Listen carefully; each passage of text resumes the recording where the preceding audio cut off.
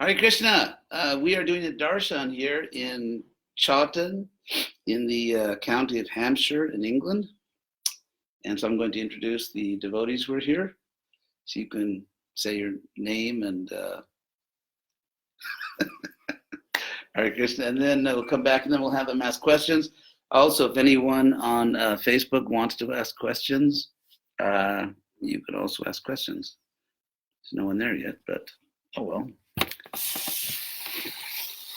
This is Sankarshan Das here from Krishna, West London. Hare Krishna, Ramananda Das, London. Hare Krishna, Jagapalana Das from London. Sarveshwara from Brazil. Pradyumna from Chile. And now in London, right? And now in London, yeah. And I am H.D.Goswami, as far as I can remember at my age. Okay, so we're going to invite the devotees to ask questions, Q&A. And so if you have any questions, you can ask questions on Facebook, simple questions, or if any of you have questions, Jagapalana. Yeah, I had a question. So come here and you can ask so that I don't have to repeat it. Yeah, my question is, I was looking at a YouTube lecture from a philosopher who was saying that those religion who accept the existence of an omnipotent God, they in their theology that there is an omnipotent God, and they devote themselves to an omnipotent God.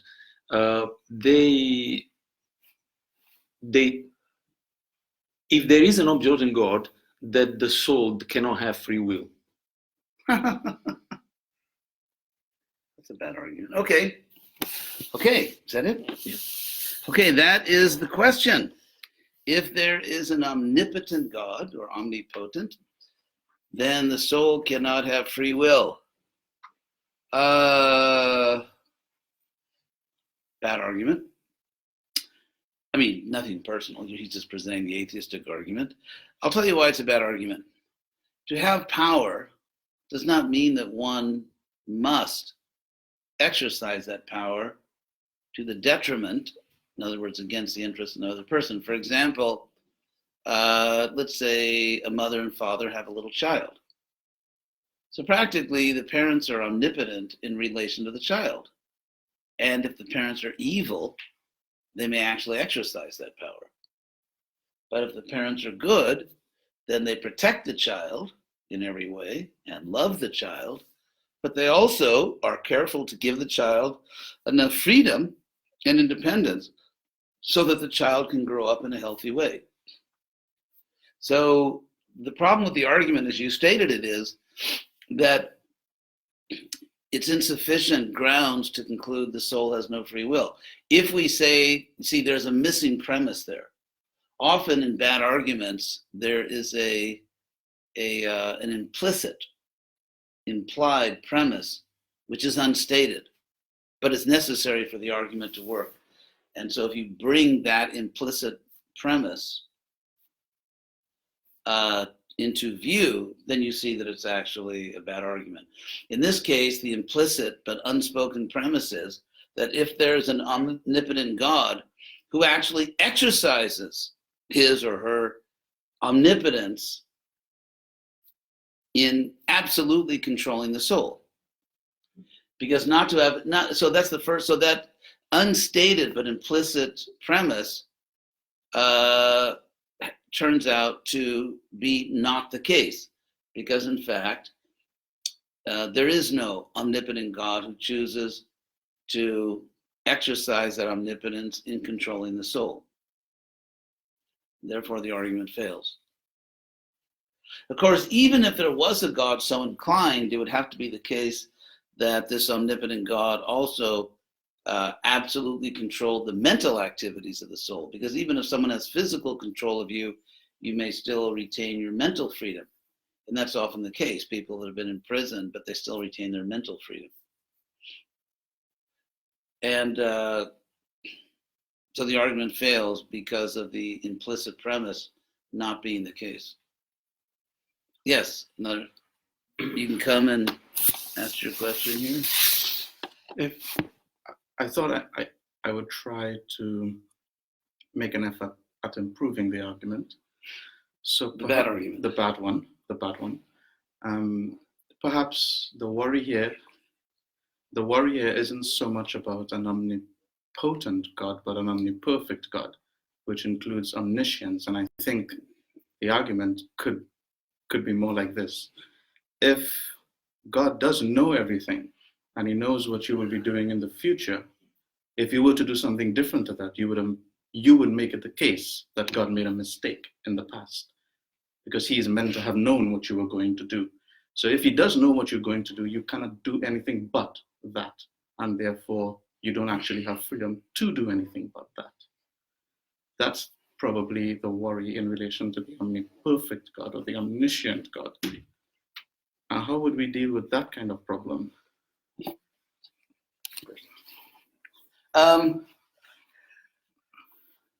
Okay, that is another argument that doesn't work, and I'll explain why. There's several things we can say. First of all, to know everything means to know everything that actually exists. What you will choose in the future does not exist, and therefore there's nothing to know, because it isn't anything. One can say that omniscience simply refers to real things that actually exist, not to things that do not exist and may never exist. Another problem with this argument is, again, a hidden premise, an unstated implicit premise. You've just given another argument with an unstated implicit premise, and that is that knowledge of an act means that one controls the act. For example, let's say I know you well enough to know that you're going to come here on Wednesday, and you come here on Wednesday. According to your argument, my knowledge that you would come on Wednesday forced you to come. But what if I just know? Or for example, let's say, because then of course one could say, well, it's technically possible that you not come on Wednesday, so in that sense, I didn't really know it. That would be the argument against that. But let's take a case where, for example, let's say you have a factory, any kind of factory, or a distribution center. Let's say you work for Amazon, or you work for, Apple Computers, or anything. It's impossible to manufacture anything, either industrially or even just to make one of them. Let's say, for example, you make canoes one at a time. And based on your experience, you know that there's a certain way to make a canoe. So your knowledge of it, of course, that example is a little different, because let's say a piece of wood from which you make a canoe is not a living thing. It doesn't have free will. So we can't really, but even in, let's say you run a factory and you're producing Apple computers. And so you have to meet a deadline, and you know that you have to have so many workers and so many alternative workers because inevitably somebody gets sick or someone doesn't show up. And you actually produce the computers on time, and the computers actually function properly because in the assembly line, everyone did their job properly. Now, according to your argument, none of the people in that factory working under you have free will. None of them chose to be in the factory. None of them voluntarily did anything. In fact, they are helpless slaves without free will, because your knowledge of what would happen forced them to act in a certain way. So it's not clear to me that knowledge itself is controlling, although the counter argument to what I said, somebody could say, well, in the case of the Apple factory, this is not an endorsement, by the way, for Apple computers, because they're not giving me a penny for saying this. someone might say, well, actually, you don't know the computers will be built on time. You only know that it's extremely likely. And there's a difference between knowing something is extremely likely, let's say like it's 1,000 to 1 or 10,000 to 1 based on your previous experience. It's extremely probable as opposed to actually knowing it. That actually knowing something is different. So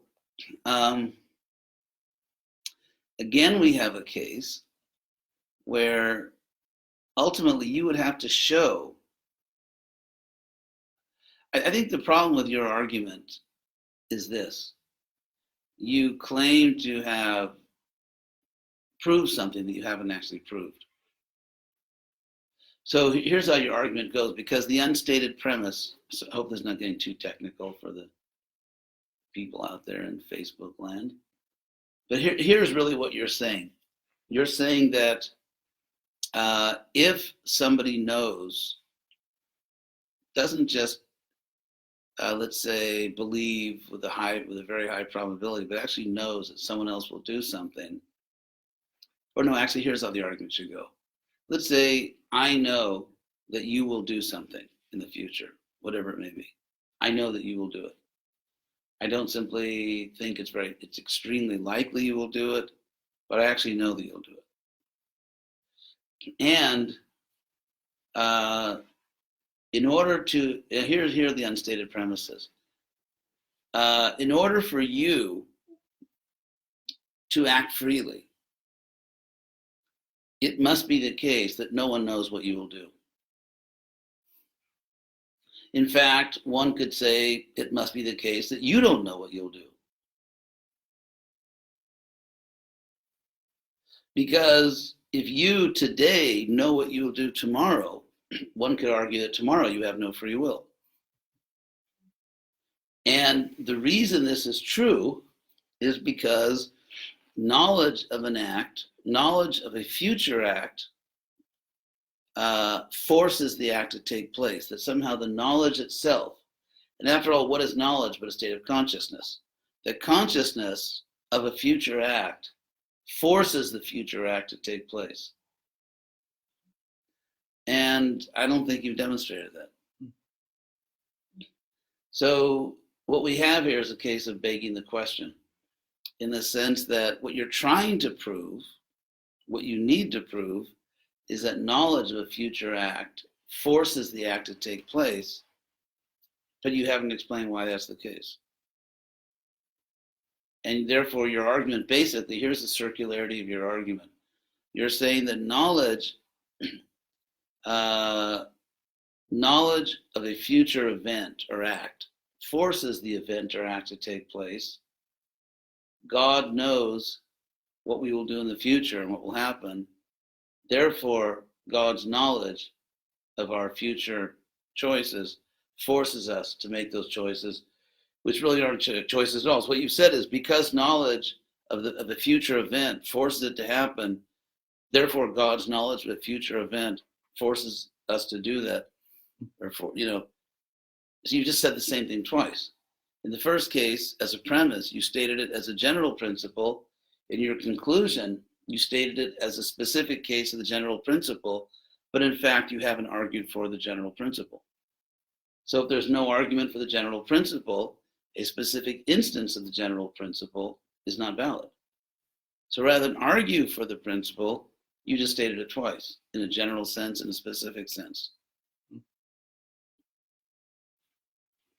So I don't see what your argument is. I don't think you actually made an argument.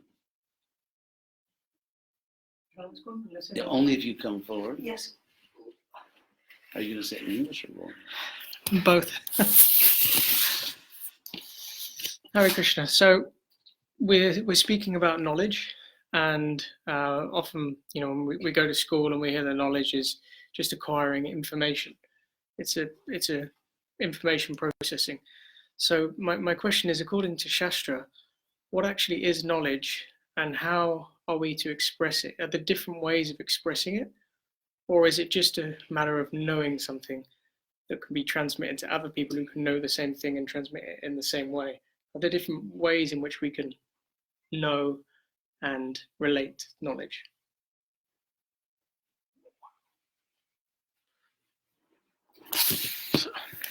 Okay, I'm going to try to understand what that question is.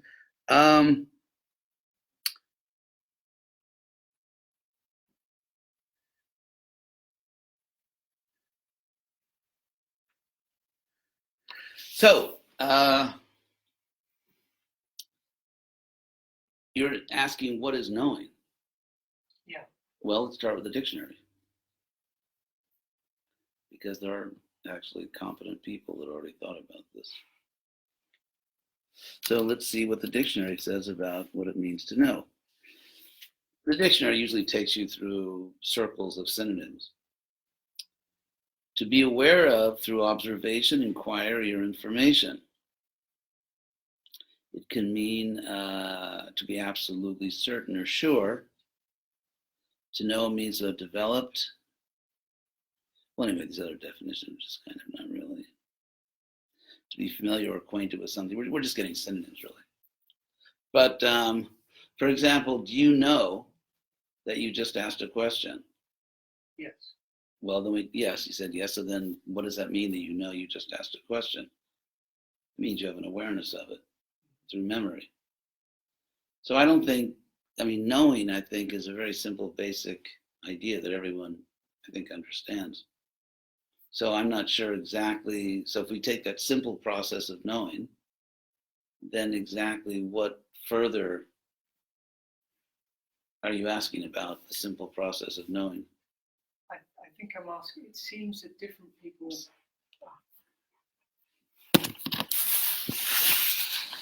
It seems to me that different people, how do you say it? We understand better from some people, and some people understand better from other people. Some people understand much better on a kind of rational level. Some people understand much better through art and literature, and maybe less expressive, more intuitive ways of knowing. And when two people of different ways of getting knowledge try and interact, sometimes they don't understand each other. So I'm trying to understand, is knowledge an internal thing or something objective? Well, the people have different ways of knowing. Yeah. As you said, some people know through art, some people know through philosophy, some people know through life experience. So it doesn't really matter, somehow or other, if you understand. People come to knowledge in different ways, and sometimes people that know the same thing can communicate, and sometimes whatever. But I think it doesn't really matter how you come to know it if you do come to know. Just like Krishna says, people come to Krishna. People come to him for different reasons. So, and Prabhupada often said there are the 9 processes of devotional service, Shavanam, Kirtanam, Vishnu, and so on, hearing, chanting, remembering, that people come to know Krishna through any one of these 9, or several of them, or 2 of them. So it doesn't really matter as long as you get there. So any other question? Yes. You have to hear in English, please. Like the devotees fix in the service, in devotional service, in chanting Hare Krishna, follow the principles, everything. But sometimes the mind, many times the mind just doesn't go like when you are connected to Krishna, and sometimes it's just lose the connection.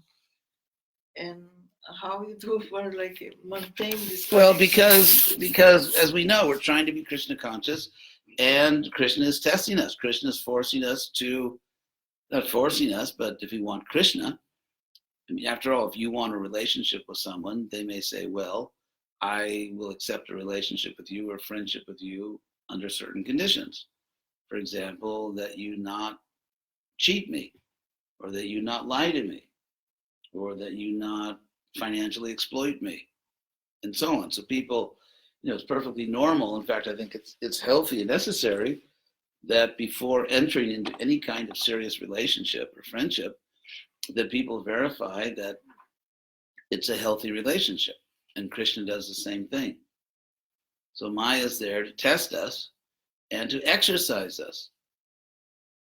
So that we become strong. So, yes, if you want something valuable, you have to be prepared to pay for it. Krishna is not whimsically testing you. He's not asking you to undergo suffering for no good reason. Every trouble we have, every suffering we have has a very specific reason. Krishna in the heart knows exactly where we need to improve. He knows exactly what our impurities are, and he is rectifying us. I think every devotee at some time in his or her life has said to Krishna, please save me, or please guide me, or please help me to understand. So after all, how can you claim to be a devotee of Krishna if you never in your life said anything like that to Krishna? And so if you did say it to Krishna and then he actually does it, then what's the problem? He's doing what you asked him to do. He's training you. He's exercising you.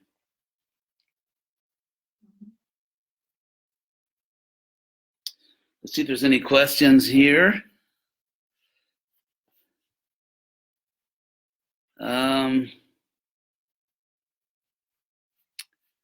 I don't see if we have any questions.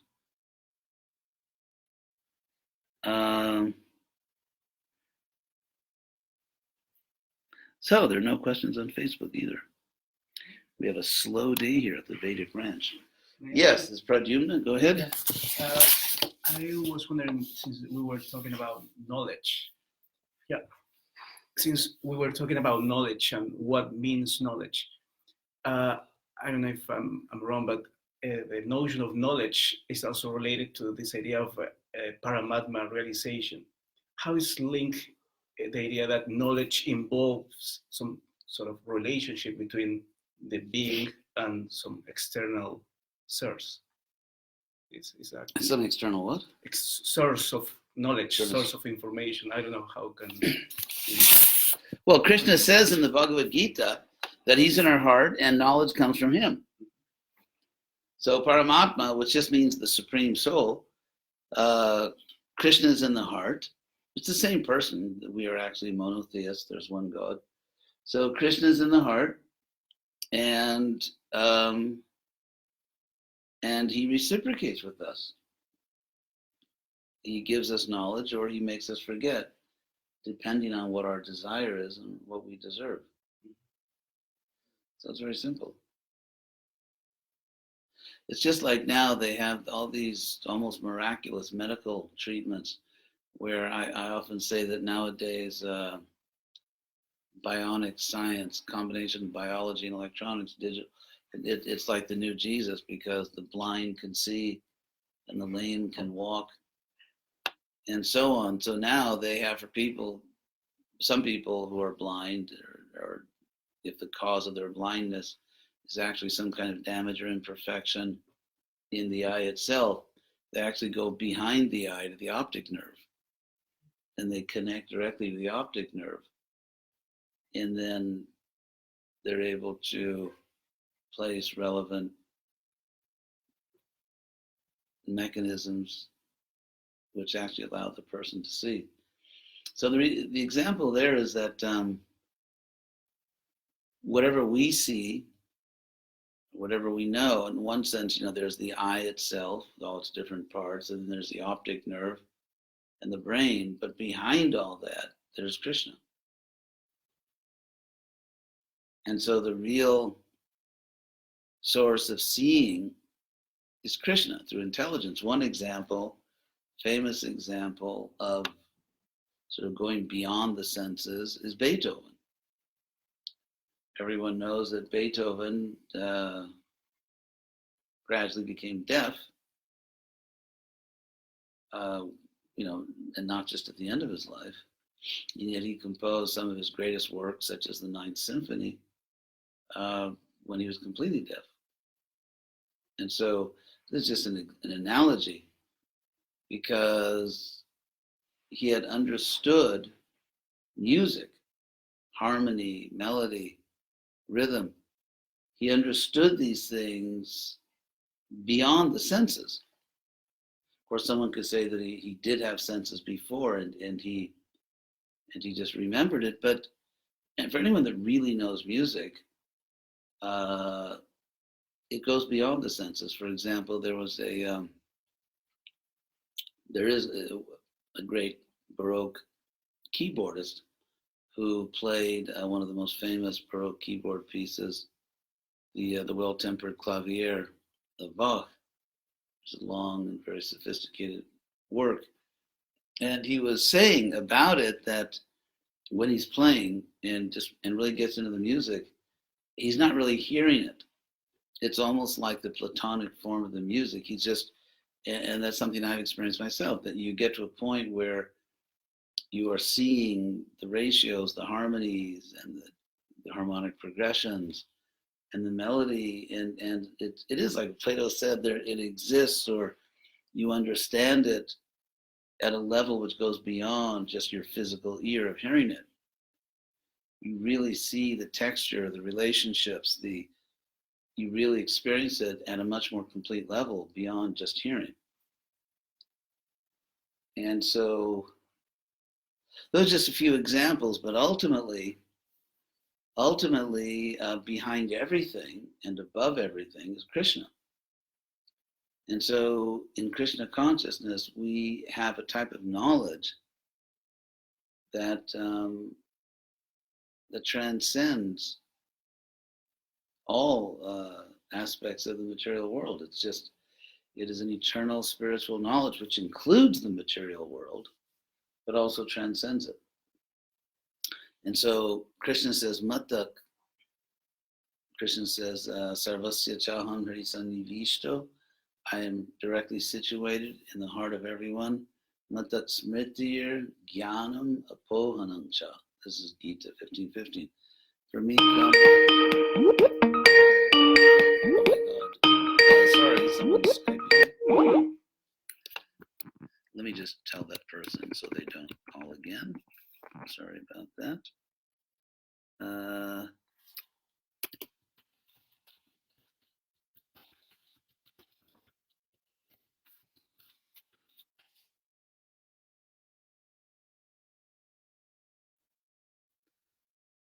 Oops, actually two people just called me. Again, sorry for this brief interruption.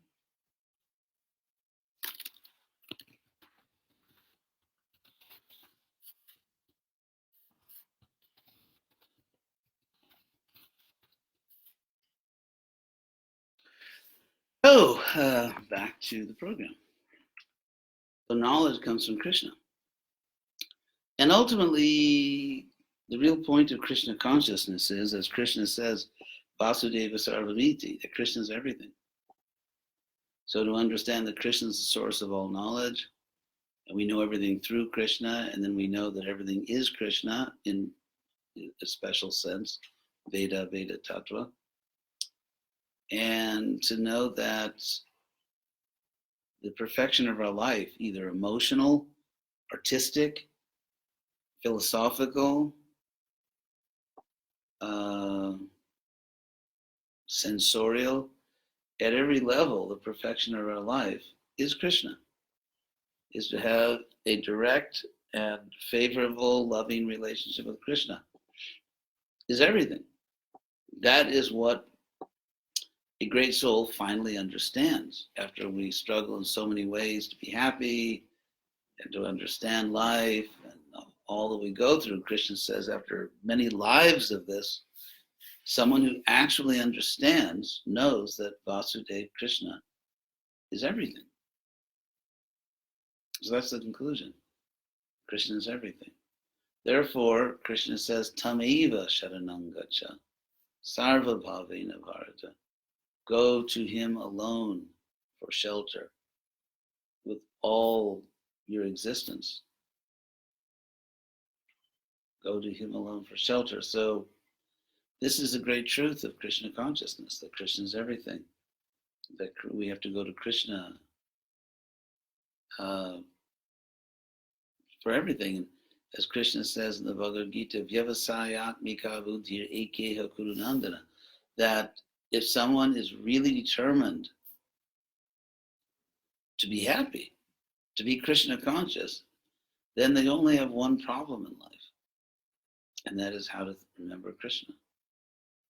And Bahushaka, many branches, Kinantascha, indeed endless branches. Krishna says, Buddhayo, the intelligence of those who are abhyavasayinam, those who are not determined, those who have not really decided, not really fully decided that I'm going to be Krishna conscious. They have many problems. They have financial problems, emotional problems, physical problems, mental problems, everything, relationship problems, because they haven't really made up their mind. They're not really determined. If you're really determined to be Krishna conscious, then all the other problems just become opportunities to surrender to Krishna. So they're not problems at all. They're simply situations created by Krishna so that we can practice surrendering. So if someone thinks they have 2 or 3 or more problems in their life, they haven't really made up their mind to be Krishna conscious.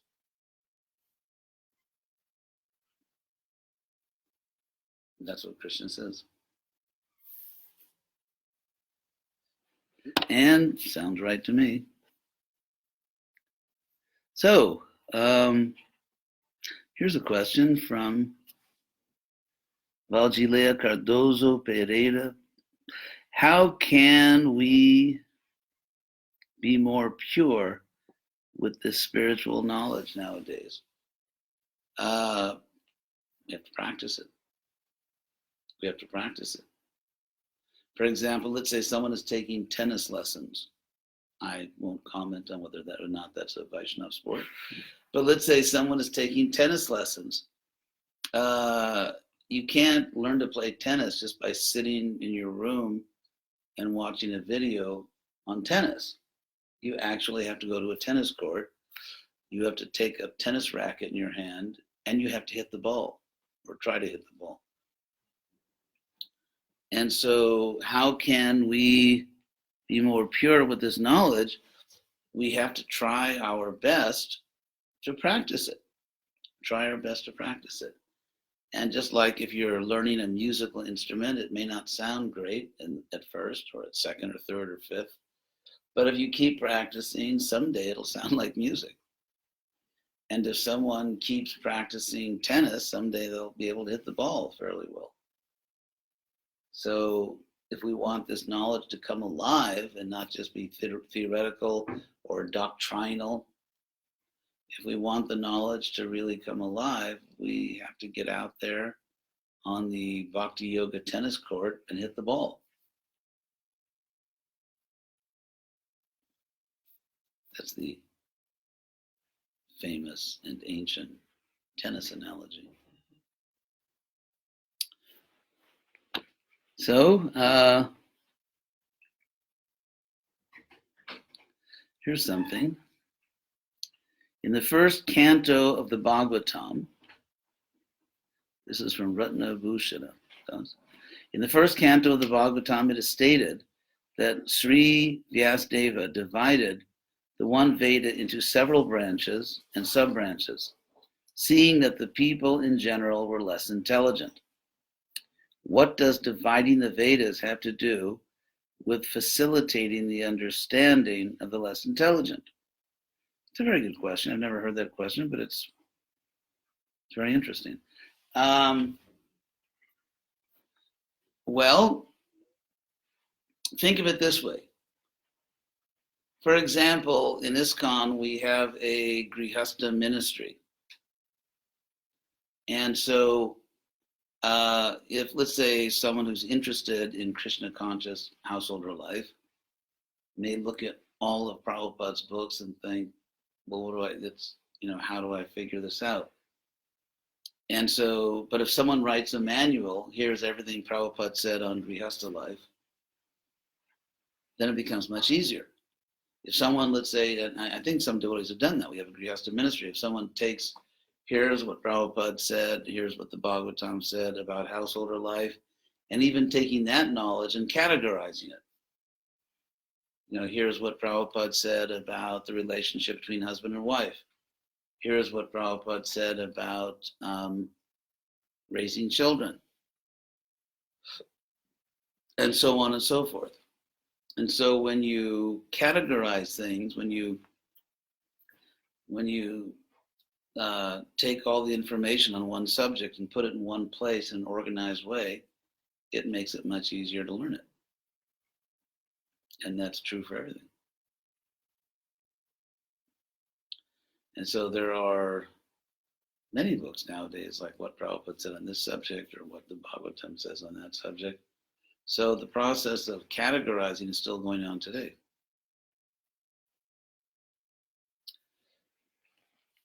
Let's see, are there any other questions? You have a question. Well, let me just read this one first. Or was it on the last question? Okay, come forward. You might injure me for saying this, so I'll run away quickly. This is a bold question. What you just described in terms of categorization, it could be construed as what materialists are doing in terms of taking specific pieces of knowledge, becoming specialized, and then the issue is then how do you unify everything? Okay. Did you miss something by taking the whole apart and trying to look at individual bits? What Ramananda is referring to, I suppose, is what I just posted on our academic conference, VAST, namely that the original idea of a university was that it be universal, in the sense that you have people in all different fields, whether it's biology or philosophy, theology, art, history, and they all live together in proximity. There's a campus in which people can talk to each other and try to come to a big picture of reality. Because as we know, there's only one reality. And in that one reality, there is art, there is history, there is philosophy, there's theology, and so on. And so the idea is to find a deep understanding that explains everything. What happened, as we know, is with the academic rejection of God, there was no longer a unifying principle. And so you have, let's say, people in biology, and of course that's much too general, people in some sub specialization of biology doing their thing, and you get this phenomenon in universities where people in the same department can't talk to each other. I mean, never mind between departments, people in the same department can't talk to each other because they're all burrowed in, they're all so specialized. And so, which defeats the purpose of a university and makes it impossible to ultimately see the big picture. It makes it impossible to ultimately have a large understanding of what reality is. And so many educators have noticed this. Many presidents of leading universities and many professors. So people have noticed this. I know I get newsletters all the time from Harvard. They are the most tireless fundraisers probably in the academic community. But anyway, they also really keep in touch. They're always sending out articles and newsletters. And they talk about this. Harvard and many other good universities are making a conscious effort to reintegrate knowledge. So in answer to your question, yes, we need things to be categorical. But for example, someone who reads, let's say, a Grihastha manual where we have everything Prabhupada said on the different aspects of family life, I mean, hopefully someone's going to take that knowledge and not retire from the world, but use that knowledge to become a strong Krishna conscious householder and then do many other things in the world. People, it's not that someone's a Grihastha to make a living. You don't get paid just for marrying someone unless you marry the parent of a very desperate parent that can't marry their child. But anyway, under normal circumstances, that's your ashram. You need a varna where you actually make money. So by being a good householder or a good brahmachari, sannyasi, or vanaprastha, it simply means that you can do all your other duties nicely. Doesn't mean that there's nothing else in the world that you want to know or do know. So let's see, this is from Jamuna. Hey, Jamuna. I told the story of the Kalia Serpent to a group of middle school kids the other day in relation to my name, Jamuna, and one kid asked me if I really believed the story. I'm always on the fence about this, and I have felt that if I don't believe these fantastic stories, then I must not have faith in Krishna. How would you have explained this? It's an interesting question. I think I would have told the middle school kids that if God could not do things like that, he would be very boring. And, that's, how can the world be religious if God is boring? Maybe that's the reason why more people aren't religious, because they think that God is boring, or what is taught to them seems like, oh, that's nice. God is all powerful. What are we going to do Saturday night? So the fact that God is beautiful, playful, that Krishna has a beautiful, that actually God includes Krishna and the most beautiful goddess, Radharani, that there are love affairs, there are sports, and just incredible pastimes.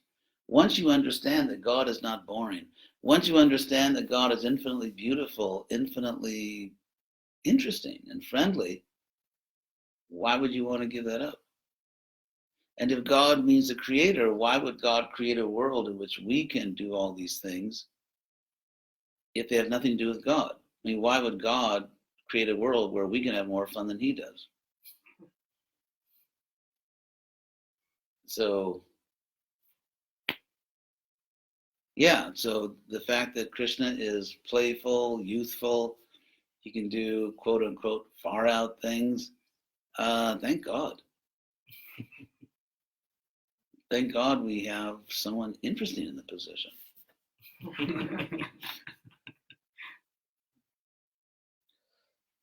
So let's see if there are any more questions coming in over. Oh, this is from Miriam. I don't know, they may have spiritual names, these devotees. What is the best way to show gratitude to Lord Krishna? By reciprocating. For example, if someone's nice to you and you're grateful, you're nice to them. If someone gives you a gift and you're very grateful, you want to give them a gift. So I would say the most important sign of real gratitude is reciprocation. If I realize that Krishna has done so much for me, then naturally I think I want to do something for Krishna. And if I don't want to do something for Krishna, I must not be grateful. Turn that light on. So yes, it's I still remember. I'll never forget. I had very good parents. I remember. I don't know if I was 5 or 6 years old, but young enough. So anyway, it was my birthday. When I was growing up, probably for many of you, birthdays were a really big thing when you were a kid.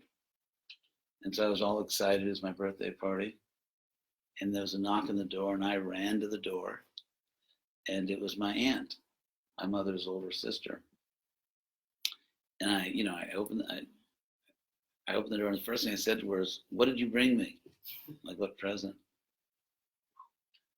So we were taught not to do things. My mother immediately pulled me aside, a nice way, but a very unforgettable way, told me that you don't do things like that. You don't say that to people. And it's related to gratitude because I never forgot it. Actually, I never forgot it. all the studies show that what children need is love and boundaries. They need both. So, because assuming my aunt brought me a gift, which was highly likely under the circumstances that she was going to my birthday party, what I should have expressed to her is gratitude, not greed. I should have expressed, if I really appreciated that she came to my party, that she, brought, I probably saw a gift in her hand. Then I should have expressed gratitude by thanking her and thanking her for coming and so on. And so, so I think the most important sign of gratitude is that we reciprocate with that person in whatever way we can.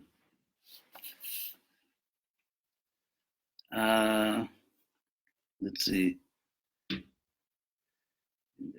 Is Christian the phone?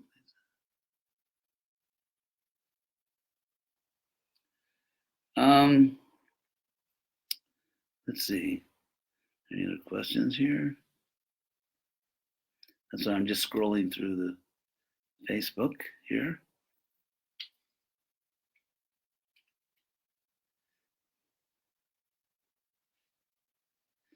So I guess that's all. There are no other questions. This class won't be so long, but then again, if I keep them short, you will all be able to hopefully fit them into your schedules, and I can give more classes. So I've been chatting here, still speak English. And it is today, April 27th, and in 6 days, Krishna willing, I'll be flying back to California. So thank you all very much for watching, and hope to see you all again very soon. Hare Krishna.